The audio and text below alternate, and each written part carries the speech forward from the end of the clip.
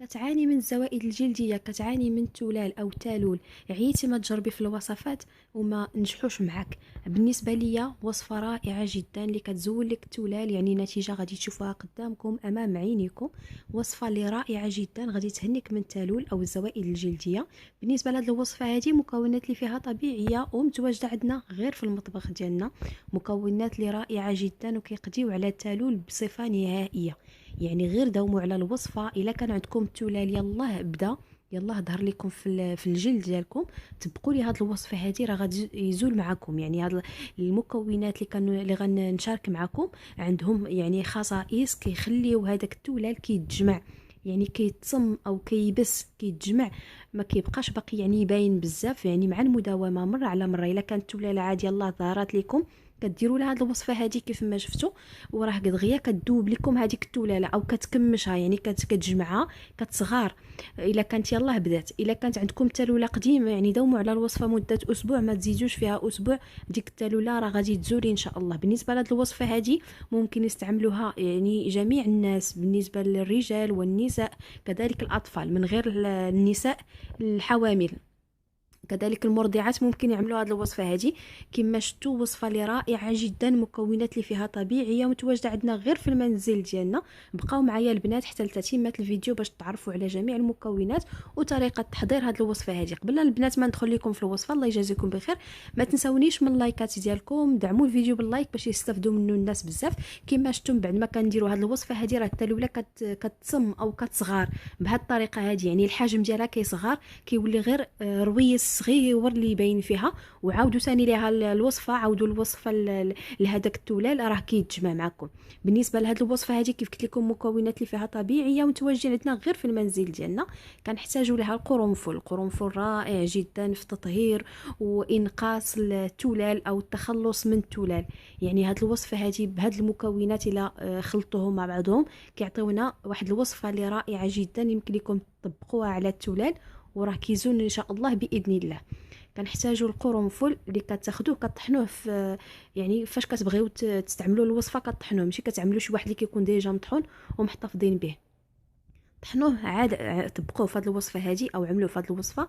كنحتاجوا تقريبا معلقه، يعني كل مره تبغيو تعملوا هذه الوصفه عملوا غير القياس اللي غتحتاجوه داك الساعه، يعني ماشي يعني تعملوا واحد الكميه كبيره وتحتفظوا بها، لا.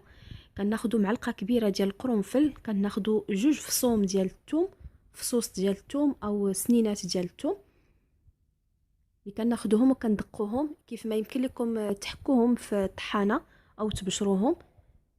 انا غناخذهم غندقهم في المهراز كيف ما شفتوا، غير جوج فصوص ديال الثوم، يعني راه عملوا كميه غير قليله، ما ديروش شي حاجه كثيره وتحتفظوا بها او تبقى غير تشيط لكم. يعني جوج فصوص ديال الثوم راه كافيين. كندقوهم مزيان حتى كيدقوا لينا وبالقشور ديالهم، يعني دقوهم بالقشور ديالهم حتى كيخرج لك داك الماء اللي في هذاك الثوم. الثوم رائع جدا، كذلك كيعقم لينا التلال، كينشف لينا التلال، كيجمع داك التلال ما كيخليهش يتكاثر.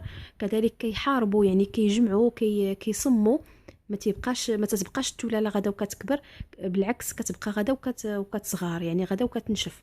هاد الوصفه هذه راه معروفه، يعني هاد الوصفه هذه راه قديمه كانوا كيعملوها الناس القدام، يعني الناس الكبار غيكونوا عارفين هاد الوصفه هذه لانها كتعطي واحد يعني واحد الفعاليه غزاله بزاف. غير جربوها الناس اللي عندهم تالول، هاد الوصفه هذه راه غادي تمشي معاهم، يعني غادي تحيد لهم هذاك التلال. وكيف ما قلت لكم يمكن لكم تعملوها حتى للوليدات الصغار. كناخذوا هذاك الثوم اللي دقينا كيف ما قلت لكم، يمكن لكم تطحنوه، يعني طحنوه غير بالقشور ديالو. كنخلطوه مع القرنفل، خلطوا المكونات بزوج. من بعد كتاخذوا خل ديال التفاح. بالنسبه للناس اللي ما تيتواجدش عندهم هذا الخل ممكن يعملوا الخل الابيض. تقريبا كنعملوا معلقه ديال الخل التفاح. من الاحسن خذوا واحد التفاح اللي يعني واحد الخل اللي كيكون نوعيه جيده. كنوضعوا تقريبا معلقه على بقيه المكونات وكنخلطوا المكونات ديالنا مزيان. خلطوهم مزيان باش تحصلوا على عجينه باش يعني تجيكم سهله باش تستخدموها. كنخلطوا مزيان المكونات ديالنا. الوصفه يمكن لكم الا كان عندكم تلال جديد يمكن لكم تعملوها جوج المرات، غادي تهناو من هذاك التلال. يعني الا كان يلاه بدا لكم التلال، يلاه بدا فيكم التلال، عملوا الوصفه تقريبا 2 المرات، راه غادي تهناو من التولال. كنوضعوا قطرات من الليمون الحامض او الحامض، كنعصروا منه غير شويه.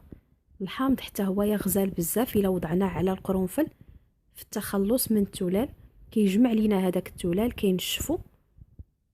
يعني فقط غير قطرات من الحامض، وكنخلط المكونات ديالي مزيان غير بهذه الطريقه، وكنخليوهم 5 دقائق قبل ما يعني قبل ما نطبقوا هذه الوصفه هذه على المكان اللي عندنا فيه التولال.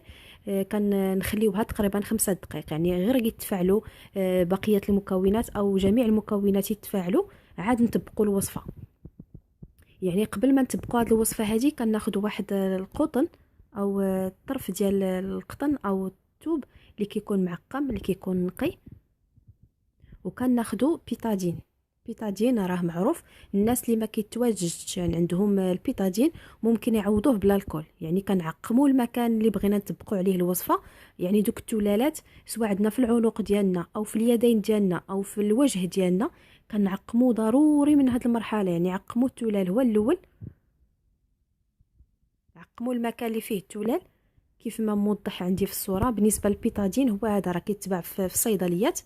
في حاله ما تواجدش عندكم نعاود نذكركم الا ما تواجدش عندكم هذا البيتادين هذا، لان هذه مرحله ضروريه كنعوضوه بلا الكول.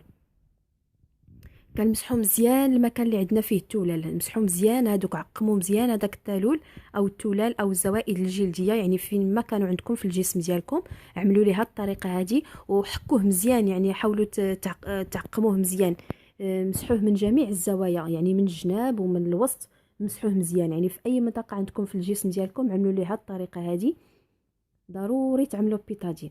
من بعد كناخذوا الوصفه، يعني حركوا الوصفه وخذوا منها غير شويه، يعني بهذه الطريقه هذه ماشي غير شويه غير شويه، ولكن المهم انتم غتشوفوا يعني كلشي موضح عندكم. كتاخذوا واحد تقريبا معلقه وكتطبقوها على المكان اللي عندكم فيه التولال. يعني هاد المرحله هذه عملوها او هاد الطريقه هذه عملوها للتولال اللي عندكم في جميع الجسم ديالكم، يعني في اي منطقه. هذه هي الطريقه اللي غادي تعملوا بهذه الطريقه هذه. الا ما استحكمتش لكم انكم تقادوها بهذه الطريقه، يعني ضروري يساعدكم شي حد يعني من العائله. كتاخذوا واحد اللصاق طبي او شريط طبي او شريط لاصق بهذه الطريقه هذه. يعني اي شريط عندكم، الا ما تواجدش عندكم هذا الشريط يعني كيف ما هكا، يمكن لكم تعملوا يعني غير واحد لابوند هكا وتلويوها على المكان اللي عندكم اللي عملتوا فيه هذه الوصفه هذه. او يمكن لكم يعني تلفوا عليه الفاصمه، فاصمه او لصاق او قطعه ديال الثوب اللي كتكون نقيه غير باش ما تتحركش من بلاصتها. داكشي علاش كنديروا لها هاد اللصاق هادي باش ما كتحركش من المكان ديالو. يعني دوك المكونات كلهم يجيو فوق التولال. كنخليوه بهاد الطريقه هادي، يعني خليوه بحال عملتوه بالليل، خليوه الليله كامله حتى الصباح. يعني حتى الصباح عملوه في الليل وحتى الصباح مع ديك يعني في وسط النهار عاد حيدوه، يعني ماشي تجيو الصباح. يعني من الاحسن خليوه 10 سوايع، يعني تعملوه بالليل وتجيو حتى في وسط النهار عاد تزولوه. يعني مدة 10 دقائق 10 سوايع.